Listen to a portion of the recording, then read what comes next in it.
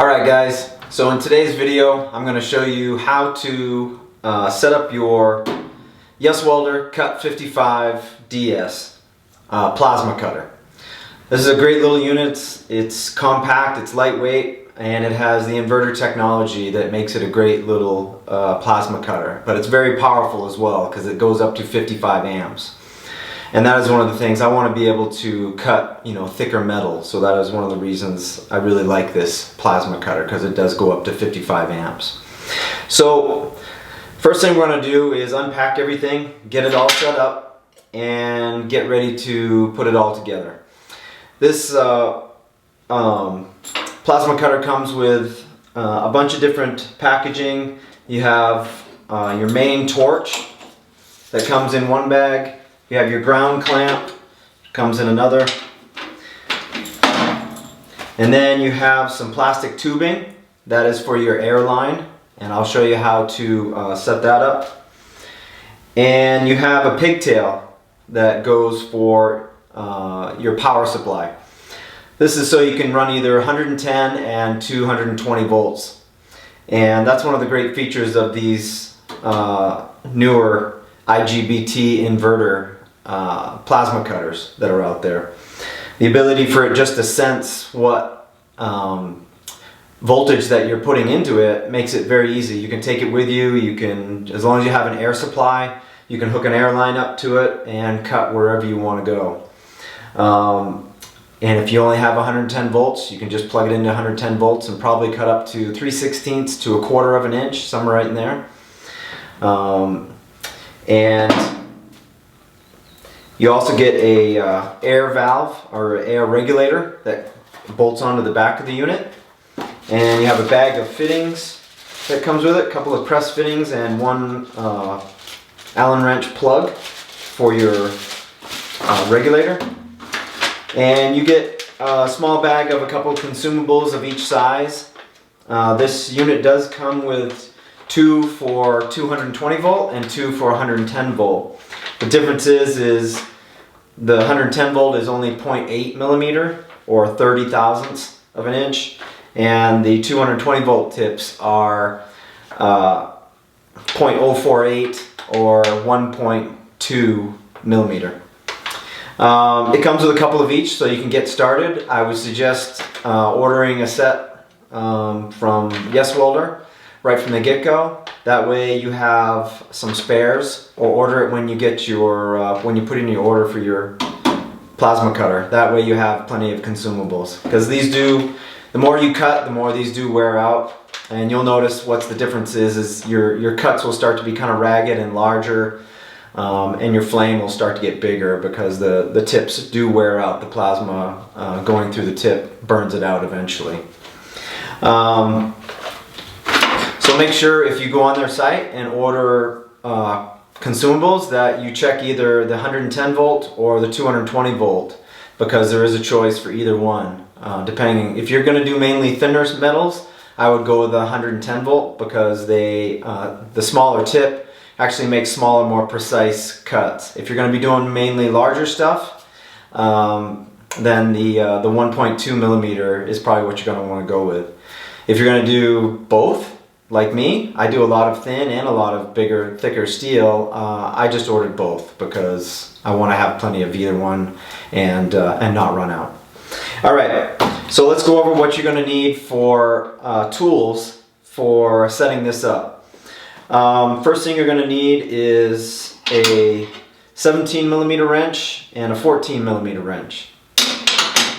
You're going to need a 3/16 or 5 millimeter Allen wrench, a pair of pliers, and a small pair of vice grips. And you're going to need some Teflon tape for doing the joints on the air line.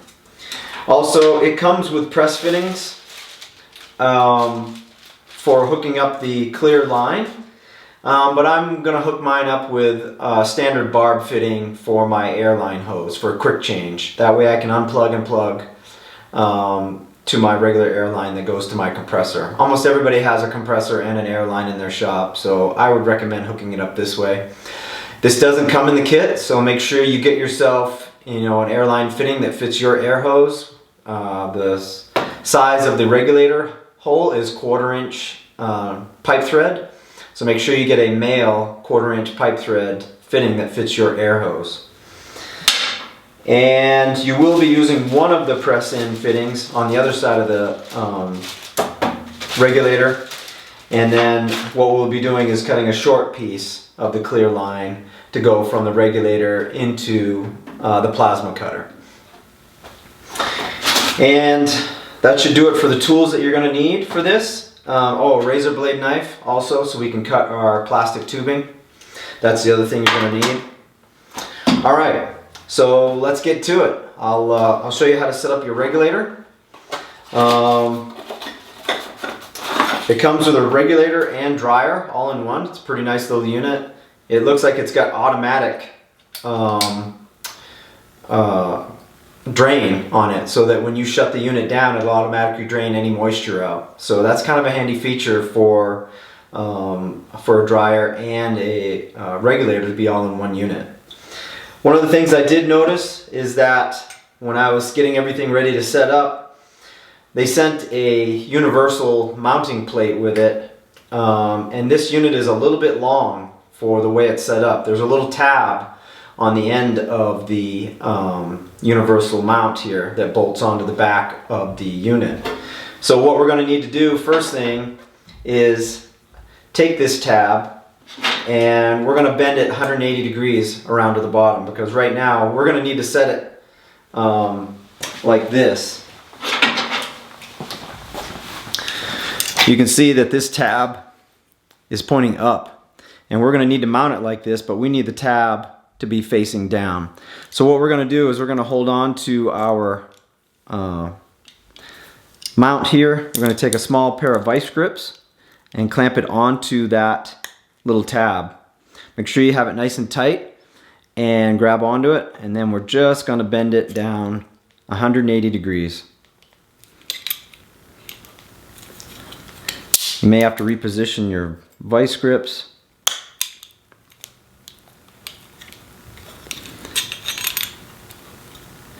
And we're just going to bend that down so it's basically the opposite of what it was. Make sure you got it fairly straight.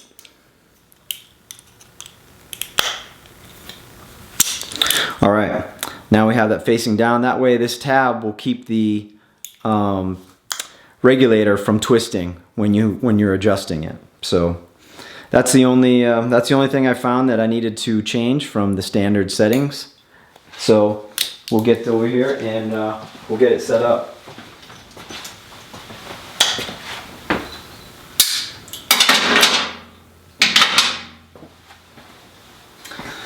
Oh, I forgot about one other tool you're going to need. You're going to need a standard Phillips screwdriver. Let me go get that. Okay, got my Phillips screwdriver. What we're going to do is mount the regulator mounting bracket onto the back of the plasma cutter. You'll see below the power switch, there's 2 screws right here. It even says right above it, air regulator mount position. So we're going to take out these 2 screws.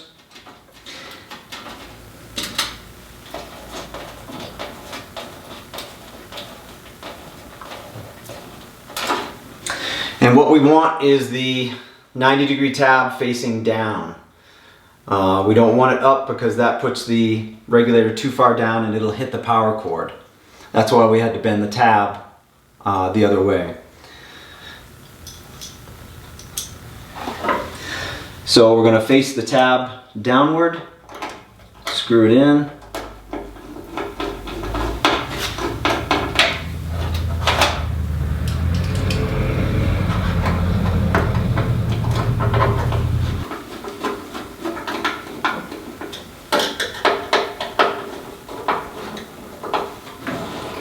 Alright, once you get it mounted secure, then we'll go and set up our regulator.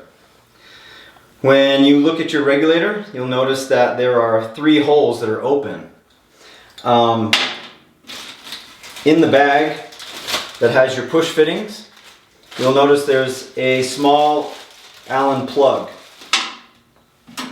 You're going to take your 3/16 Allen wrench. And this is what we need for the plug.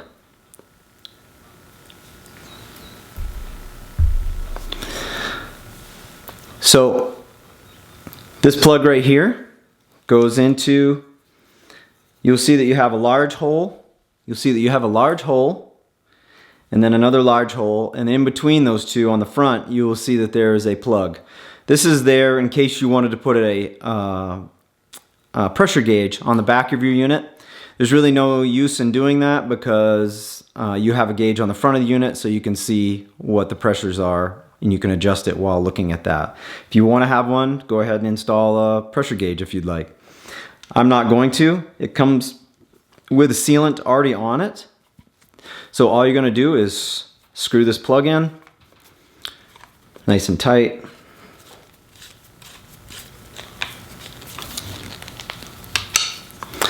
And then you will also notice on the unit itself there is an arrow right here. It shows which way the air goes through the unit. This is incoming air, the arrow goes this way, this is outcoming air. We're going to mount it this way with the plug facing out towards the front, and there's also an arrow on this side showing that the air goes this way through the unit. So this is where we're going to put our input from our compressor. This side, the arrow shows the air going through. We're going to put this side with the press fitting that goes out to our plasma cutter. All right.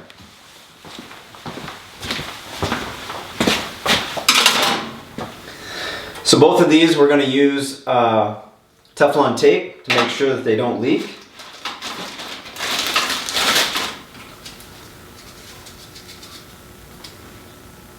Make sure you get a good amount on there, at least a couple wraps all the way around.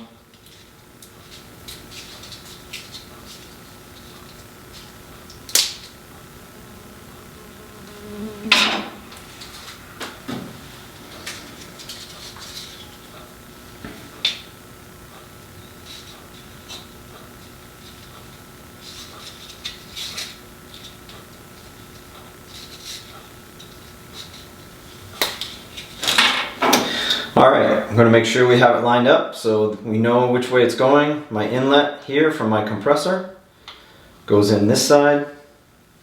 I'm going to snug it up with my 14mm wrench. And then we're going to put the press fitting on the opposite side. And that one you need your 17mm wrench.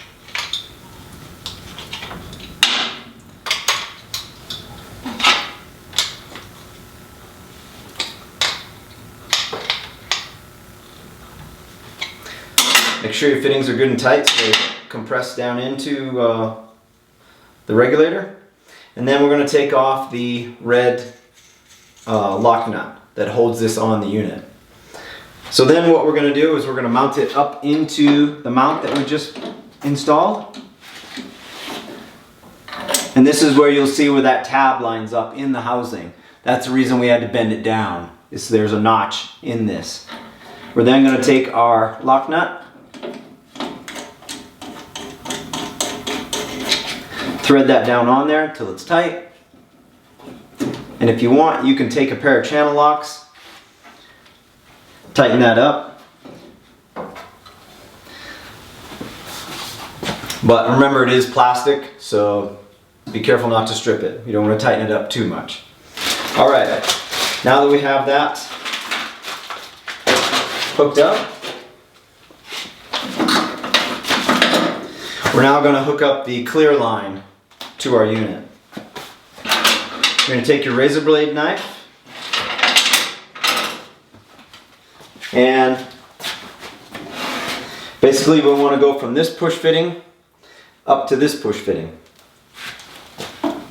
You're going to install it into one side, and don't worry if you get it started and you want to take it out, you can just push it in and your line will pull right out. That's one of the cool things about push fittings.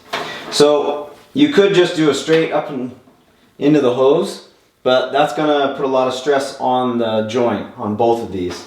So what I recommend is doing just a little loop like that. That way you won't put stress on the hose. Yes, it sticks out a little bit, but your joint and your fitting won't wear out over time like the other way. So we're going to take, it's probably about 11 to 12 inches worth of hose here, and then you're just going to cut it on your bench.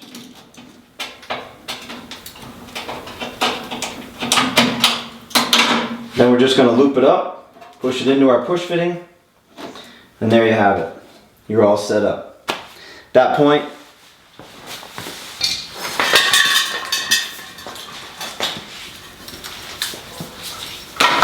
you can just hook your air hose up to it, and you're ready to go.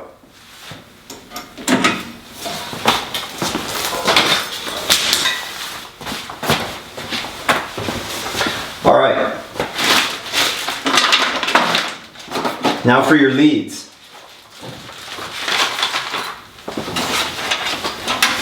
All right. First thing we're going to do is hook up our plasma cutter gun, or torch, as some people call it.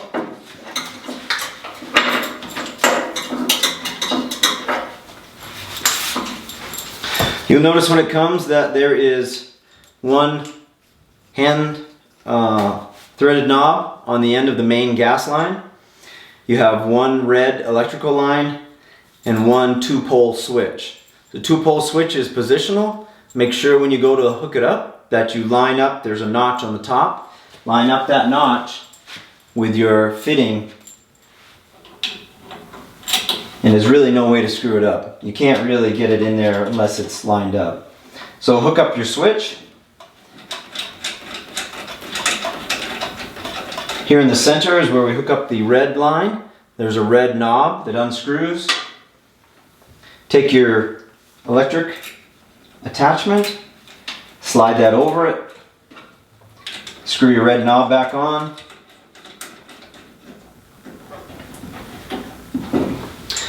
and then take your hand fitting, screw it on to the main fitting over here. This is the one that has the hole through the center and is a gas line as well. Then you're all set for your torch. This is your ground line. This goes in, there's a little locator notch or a tab on the top of this. You want to make sure you get it lined up.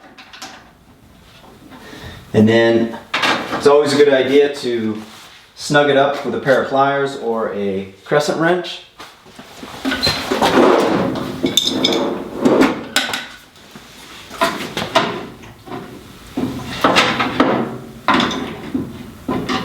Doesn't have to be super tight, but make sure you get it snug. Slide the cord protector over it once you get it hooked up. And then your ground is all hooked up and ready to go.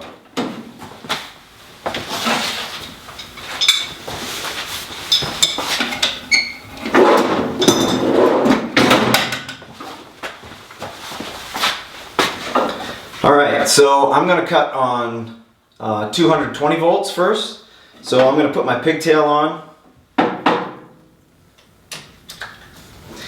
And I'm going to hook up to 220 volts.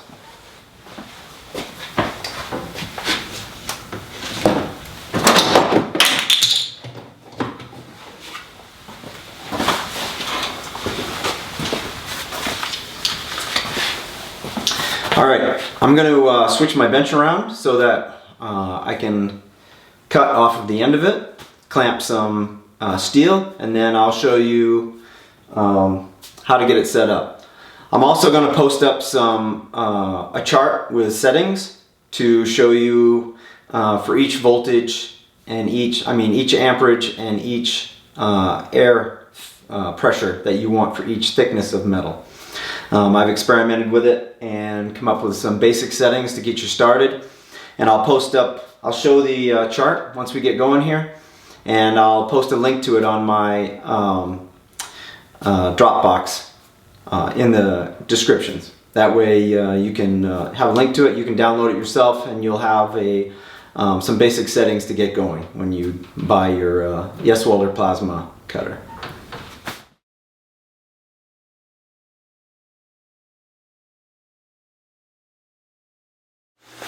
Okay guys, so once you get the attachments all hooked up and you're ready to go, you got your air line ready and your steel that you want to cut. This is the front control panel. It's a very simple setup. You have your pressure gauge that you want to set your pressure from the regulator that we hooked up on the back of the plasma cutter. I generally set my compressor so it puts out about 100 psi out of the line, and so you'll want to use your regulator on the back to set that pressure as it comes out of the plasma cutter, so that you have the proper pressure for each thickness. So a lot of people you'll see just set up their plasma cutter and they'll run it at like 75 psi or 65 psi and at the full maximum amperage setting. I don't recommend that because it wears out your consumables a lot faster. The best thing to do is not just run it at full blast the whole time. The best thing is to set the proper settings for each thickness of metal. And as I said before, I'll put up a chart that you can download, and it has all the proper settings for you to start out at. So basically, when you look on this control panel, you have your air gauge for setting your air pressure. You have your button right here that is for 2T and 4T. Normally, most people put it on 2T for most cutting. And what that does is when you press the button, it cuts, and when you let go, it stops cutting. If you put it on 4T, you press the button and let go, it'll keep cutting, and it won't stop until you press the button again a second time, which is handy sometimes if you're doing a long cut down, say 2 or 3 feet or 6, 8 feet of plasma cutting, and you don't want it to shut off and hold the button. You want to concentrate on holding a nice straight line. It can be handy for things like that, but most of the time you're going to leave it set on 2T. That way when you let go, it turns off. The other switch here. Okay, I'm going to freeze it right here because I actually shot another clip to insert here because this button I need to show you with the unit running. So here's a better explanation with the unit turned on of what this button does. You just press this button. It will let you check your air pressure, what it's set at, because the air coming in, it's registering higher. When it's actually flowing, it'll give you the actual flow pressure, which is more important because it'll tell you what the actual pressure is. So if you press it, it'll turn to green and you can feel the air coming out. You can also see it drops almost 5 psi. So it's always good to check what your actual pressure is. So that's a handy little feature right there on the YesWelder, is being able to check your actual flow out of the torch itself. And the other button here is just the amperage. You can see that there is a digital readout right here, and it reads from 0 to 55 amps, which is what this machine is rated at for the highest amps. It'll only go down to 10 amps because lower than that you don't really need. And that would be for very, very thin material anyway. So most of the time you're gonna keep the if you're 1/8 inch or below, most of the time I keep it set at about 20 amps. That way you have plenty. If you're gonna do really thin stuff, it's okay to turn it down to say 10 or 15, like maybe 20 or 30 thousandths sheet metal, something like that. But for most people, 1/16 inch up to 1/8 inch, 20 amps is a good starting amperage. Once we get it turned on here, I'll show you. I've got this set up for 1/4 inch right now, and for 1/4 inch I'm going to use 30 amps and about 40 psi on the air gauge. So let me get that going, and we'll cut some 1/4 inch steel. All right, guys. So I've got the piece of 1/4" steel that I want to cut clamped down on my welding bench here. I've preset my plasma cutter. It's set at 40 amps, and that's what I've determined is a great starting point for 1/4".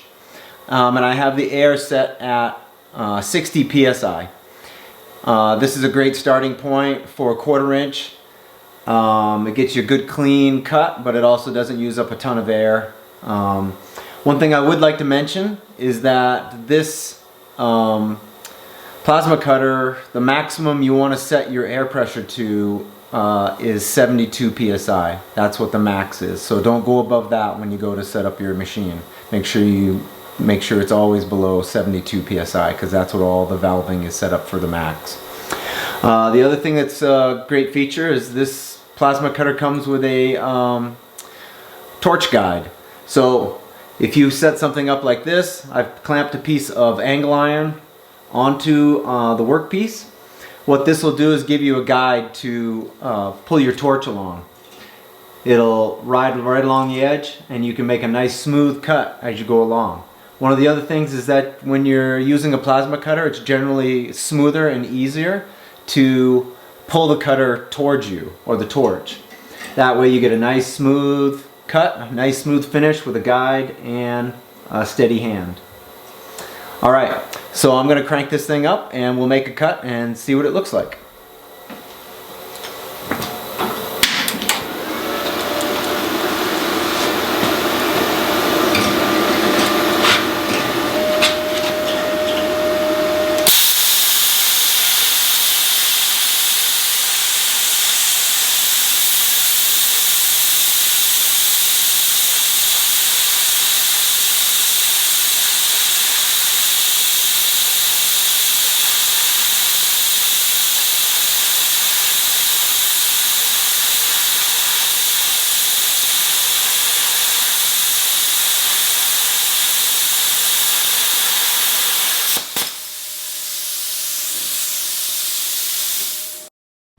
Okay, since making this cut, I actually realized that if I bumped the amperage up to 55, I could cut a lot faster than this one. So that is what I did. I bumped the amperage up to 55 amps and I kept the PSI at 60. I also put it in the table that you saw earlier. So there is that is a better setting for starting with 1/4", I think. And if you just use the table that I attached, you'll be all set. Alright, well, that was 1/4", and you can see that it zipped right through that pretty clean. Alright, I've got some 1/8" set up, and I'm going to try out my settings for 1/8". I've got it set at 45 amps and 55 psi for airflow. So let's see how it does.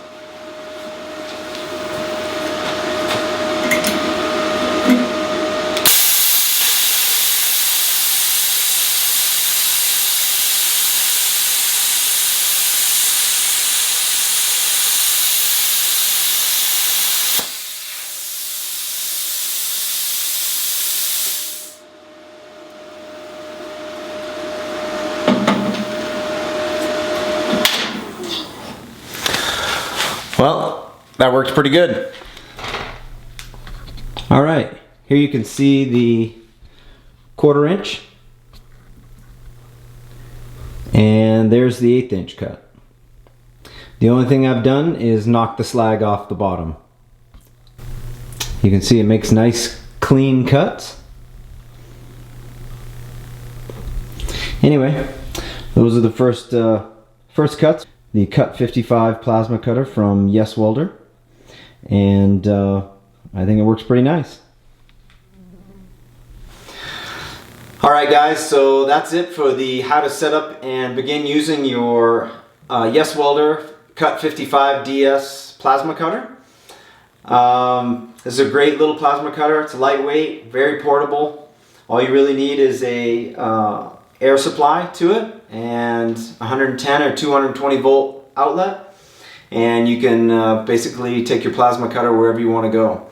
This is a great little unit. I really like it, and I hope you enjoyed this how to set up your plasma cutter. And if you like this content, if you like the video, please hit the like button.